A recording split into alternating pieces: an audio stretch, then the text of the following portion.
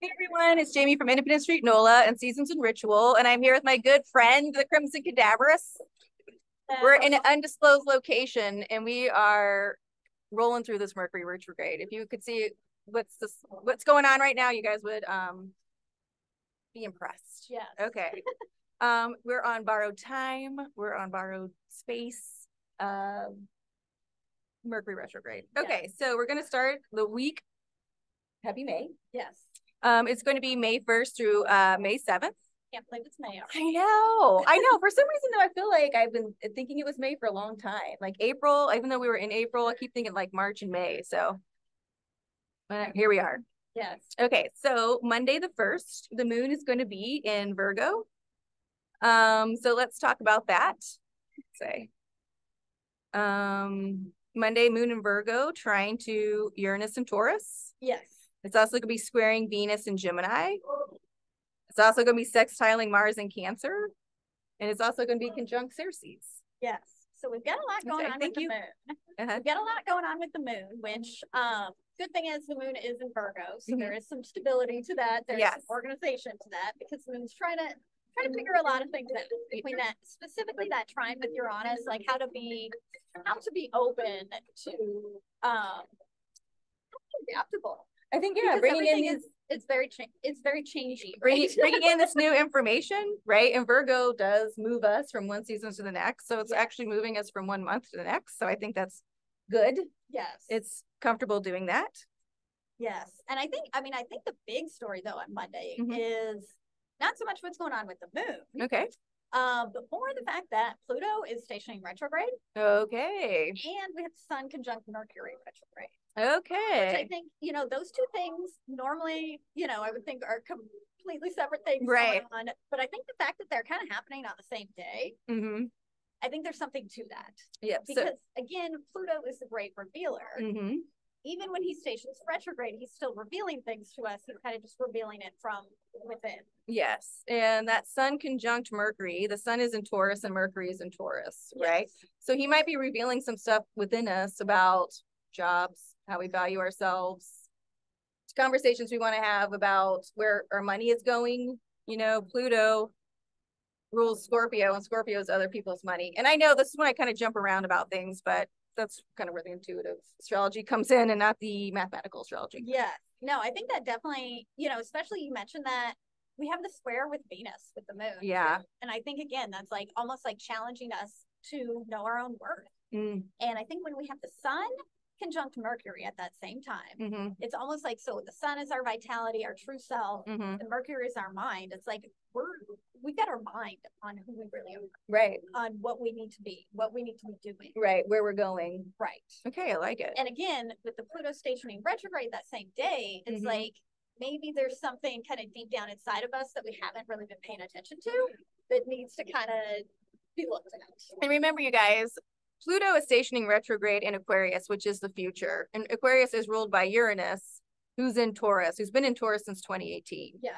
And then Pluto is about to retrograde back into Capricorn, which is the sign of work. And so I'm always reading this as working, right? But bringing this new knowledge in, even if it's a little bit new, even if it's just this new, oh, this is what I'm worth now, or this is where I want to go, and then moving back into a degree that Pluto has already been in, that 29th, 30th degree of Capricorn. Yes. It's going to be familiar there, but it's going to be working with this new information. Yeah.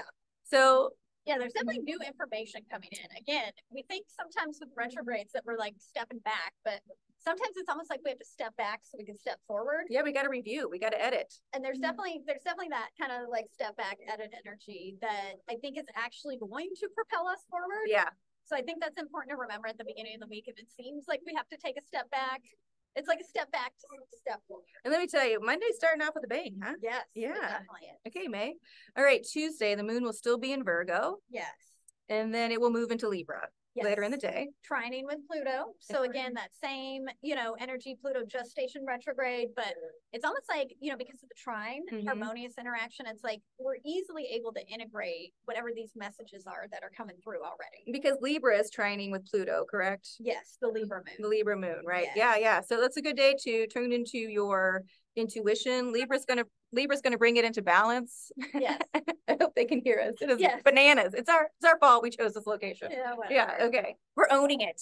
We're claiming it. Okay. But we have two asteroids moving signs that day too.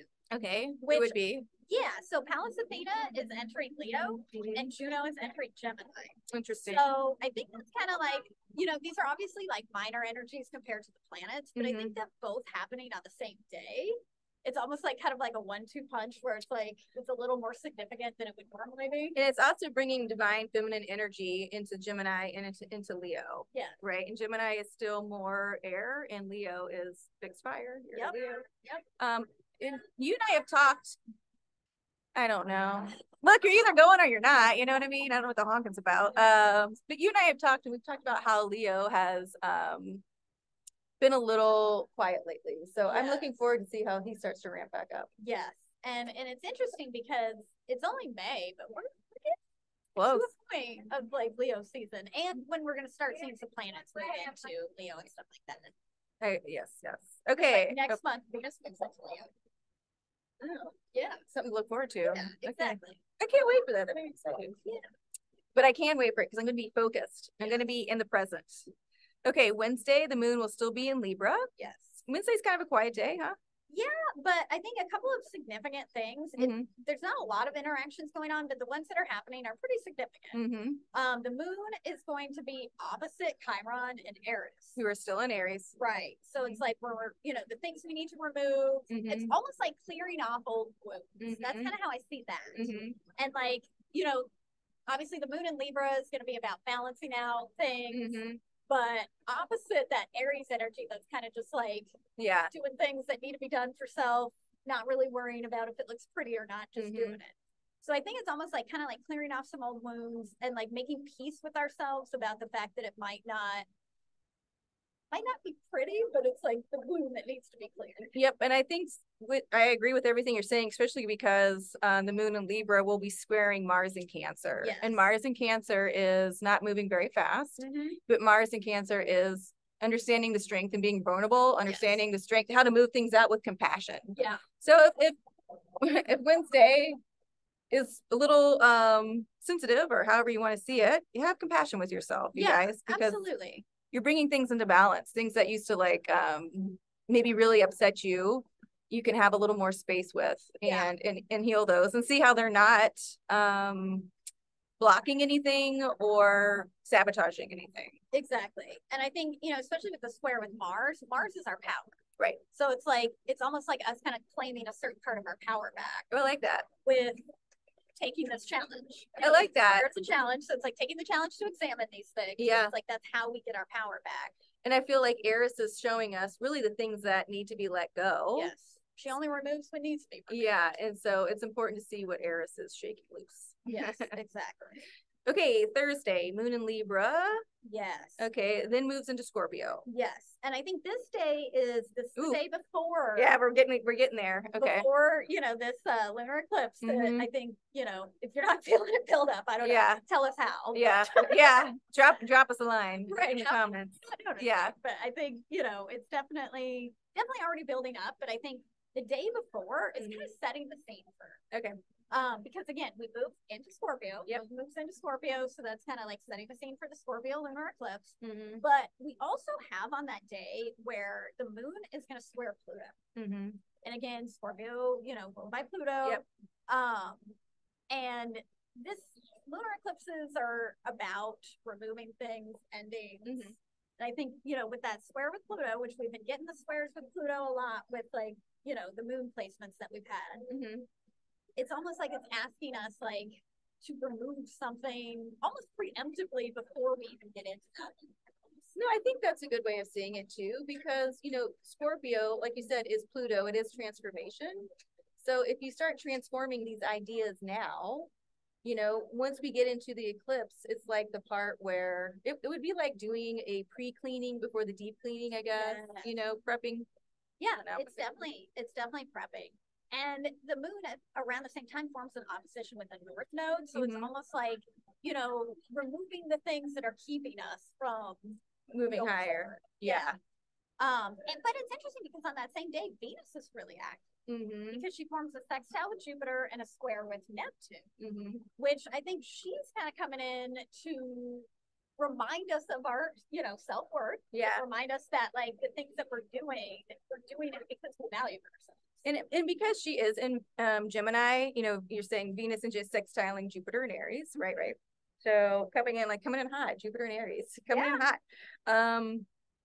And then squaring Neptune and Pisces. But she's saying, hey, you know, there's more than one way to solve these problems. And I don't want to say problems, but there's even more than one way to be where you want to go, approach things. So if you guys are feeling stuck, because again, Gemini, I don't see it as duality anymore, but I don't know if the rest of the planet agrees with that, so we're still moving through that. If you guys are only feeling, well, I got to do it this way or that way to get something done, this is the day to ask what's a higher way of doing it, you know? I don't know. I don't know. Yeah. I mean, and again, I think it is just about asking for like, what's another way? Right. What is, you know, there's got to be another way. Right. In that, yes, there's always more than one way. There's got to be. Like, especially if you just keep hitting a wall, it's like, all right, maybe quit hitting your head on that wall. Maybe try a different way. And that Venus energy is feminine, right? So it is about receiving. It is about receiving these answers. Yeah. So see what comes in, really see what comes in. And squaring that Neptune and Pisces, it's going to say, if you want these as your dreams, you gotta fight for it. You've got to, but you don't have to like fisticuffs. No. You know, you can, it's a different way of receiving. It's like you have to value them. Yes. You good. Value them. Yeah. I'll go. Yes. Not go with it. I agree with that. Yeah. Okay. Friday. Here he is. Yes. Friday. Cinco de Mayo. Yes. Full moon. Lunar eclipse. The 5-5 portal. Yes. I'm holding up 4 fingers. What? Yes. And that's important, the 5 part, I think, because 5 is, you know, the symbolism of change, freedom. You know, I always say grace, change and grace. That's how I read 5. Yeah. And I think, you know, especially, okay, we've got a lunar eclipse. We know we're releasing things. Right. If Scorpio's involved, we know we're releasing things. Yeah.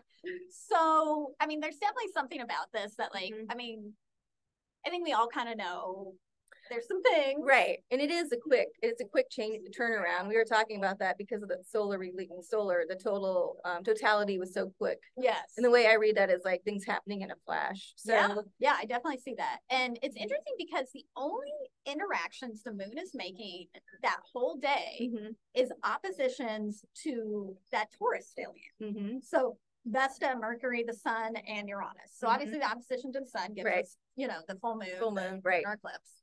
And what's opposite of Taurus is Scorpio. Right. So again, like there's something that we're kind of like balancing out with however we're releasing with this lunar eclipse that deals with the Scorpio and the Taurus sides of things. Because again, it's definitely, it's more than just the sun. Well, the moon is supposed to be. Yeah. And what's interesting is Taurus and Scorpio are both feminine signs. Yes. But these were both masculine. Weren't these both masculine eclipses, like in Mars? Mars, right? Yes, Mars ruled, yes. Yeah, right. Mars ruled eclipses because Scorpio used to be ruled by Mars, and then our first eclipse was in Aries, who's now ruled by Mars. And so, I just noticed that crow over there. Oh, hello, crow. And so it is important, like you were saying, and it's in fixed signs, you know, fixed earth and fixed water, and so it is this turning over really quickly of. I still feel like all these Venus energies and all this Earth energies, but also seeing Scorpio and its power, right? And so bringing all this new in for this age of Aquarius. Yeah, I think there's almost like something about like this idea that we've always had about like Scorpio and Pluto and things like that being related to like fears. And I think the thing that keeps coming through for me is the idea, like the first line, the idea that like fear and excitement are basically the same thing. Yeah, and to me, and I kind of wrote about this a little bit in my journal this morning, but I always talk about like the real, like the darkness, like the real darkness, like going underground, and then like what we call like the shadow, which is baseline. And you and I can do something else. We can talk about this more, I think, on another video, because this is bootleg city, what we're doing today and where we're located. We're talking about Pluto. I know. Okay, Pluto. But you know what else is going on that day that has nothing to do with the moon is Mercury retrograde is conjunct Vesta. Oh, nice. And I think that's really cool because Vesta is like how we devote ourselves spiritually, like our inner flame, like that kind of keeps us going. And Mercury, of course, is the mind, and we're kind of contemplating things with Mercury in retrograde. And I think there's like something about this is helping us strip down to an authentic spiritual place. Yeah. And where it's like removing those things, again, the opposition, it's removing all those things that kind of kept us like hitting that wall. Yeah. We're like, we know there's something on the other side of it. Yeah. But and I think it's just more of like this integration, kind of like how you were talking about before, like us just showing up as ourselves is spiritual. Yeah. You know, instead of thinking you had to take all these steps. Right. We don't have to be wearing a halo or something spiritual. Like we could just be, and that is spiritual. Yeah, I really think that's bringing in this new energy for sure on Friday. We actually it's a big day. Yeah, it is a really big day. And I think the thing that keeps coming through for me is we are all moving through this energy. Yeah. And collectively, you know, we're all kind of feeling it. And I think, you know, we must give ourselves grace about that, but also, of course, others. But I think it's especially important to give ourselves grace. Yeah. I think sometimes you get stuck in it and you're like, I don't know what this is. And it's like, well, nobody does. Yeah. So we're just brand new energy. We're all kind of moving into it together, experiencing it in our own ways. Yeah. So especially a full moon on Friday, you guys, like lots of deep breaths. Yes. Drink lots of water. Lots of water. I need some more right now, actually. Yeah. Okay. Saturday, moon will still be in Scorpio. Yes. But what would you like to say? Like a lot like really soft energy coming in, because we've got Ceres stationing direct on that day. Ceres is the asteroid that speaks to how we nurture ourselves and how we nurture things and like people the grain around us. Yeah, like related to grain. That's where the word cereal comes from. So it's about like how we nourish ourselves. And if we're stationing, you know, direct with that asteroid, it's almost like something like comes to light for us about how we've been taking care of ourselves and how maybe we need to adjust. Yeah. Or if we haven't been taking care of ourselves. Right. Yeah. Exactly. Yeah. But at the same time, you know, the moon moves out of Scorpio and moves into Sagittarius, which is a very nice, jovial kind of energy. Yeah. That like kind of maybe takes away some of the heaviness of the Scorpio. Sagittarius will buy you a shot and a beer. Exactly. Even if you don't want one, it's that kind of energy. Hey, come on. Let's go do this. I'll buy you a shot and a beer. But right before the moon moves out of Scorpio, we end up having a trine between Neptune and Pisces and Mars and Cancer. That's good. Quite a grand water trine, right? But it's like kind of grand water trine-ish. Okay. And I feel like there's something about this energy that we've just been like kind of muddling through that we're almost able to like have a cohesive moment with. Yep. And so, yeah. Okay. So the moon in Scorpio will be trining Neptune and Pisces and Mars and Cancer. Yes. Okay.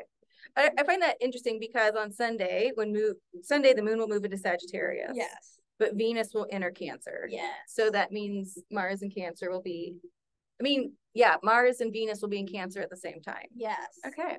Yeah, and they haven't been together for a while. No. So that's nice. And I think it's almost like a coming back home to ourselves. Yeah, to ourselves. Yeah, masculine and feminine showing up. Yeah, exactly. So I think a lot of this like really deep intensity that we're kind of building up towards that, you know, we're feeling right now. I'm not gonna say it's all gonna go away, you know, right now, like rainbows and unicorns. Yeah. But I think there's maybe like a break to it. Right. Like something that kind of goes where we almost maybe come to peace with it. I like that. And also like sometimes people have really hard times with these things and other people are like best week of my life. So and again, take it how it comes for you. I think the most important thing that keeps coming through for me with this eclipse and everything, you know, kind of surrounding it is a moment of opportunity. Because if you were given a complete clean slate, like if you're worried that literally everything's going to be removed out of your life, well, that's a clean slate. Right. Well, you know, what would you do with that? And you and I have talked about this energy a lot too, when we work on things as human beings and we want things to end and then they do. And then we're like, well, now what? Yeah. And so you could use this energy too to start bringing in the now what? Like, oh, that chapter's over, or those things are healed. And these things are coming in. Okay, how can I start integrating this new way? Yeah. And you can even say new way of working, right? Because Pluto's moving back into Capricorn. Capricorn. So in another month. Yeah. We're only getting like a 3-month dip in. So into Cappy. Into Aquarius. Into Aquarius, yeah. And the moon or Pluto will stay in Capricorn until the beginning of next year. So So yeah, we're kind of just getting a little bit of a thing. Right. And it's a time to start seeing how the planets are working with us, right? And all or the astrological, what do you always say? Astrological bodies or celestial bodies. Bodies. Working with us. Because it is time to start bringing that in. And that it too is nurturing, and that is that divine feminine energy that is still here. And that is also, you know, Mars realizing it's okay to be vulnerable and have these conversations with himself and with others. Yeah. And I think we got a lot of that like feminine energy kind of coming in at the end of the week to just kind of almost like give us a hug. Yeah. Just be like, yep, you've been through a lot. Yeah. You feel it, but like, here's your hug. Thank you. And you know, if nothing else, hug yourself. Yes. Oh, you're drinking water while you're drinking all the water. Yeah, drink water and hug yourself, you know. Take care of yourself. Yeah. Okay, guys. I think we're gonna end it there. Good job, Helen. Yeah, we did this. Yeah, I hope you heard this this way. Look at this. Look at that's my hair. This is eclipse season, right? Eclipse season hair right there. Okay. If you guys want to reach out to Helen or me, you can do our Instagram accounts or YouTube accounts or on my website. I am doing half price Zoom readings, so you guys could find that on my link tree or on my website. And I'm going to release a video about the eclipse. Helen, are you going to write on the eclipse? So Helen will write on the eclipse and she'll put that on her Instagram. Okay, you guys, a giant ass semi or a bus. No, wait, hold on. Fire truck. The fire truck is coming by. Yeah. Okay, we will see you next time.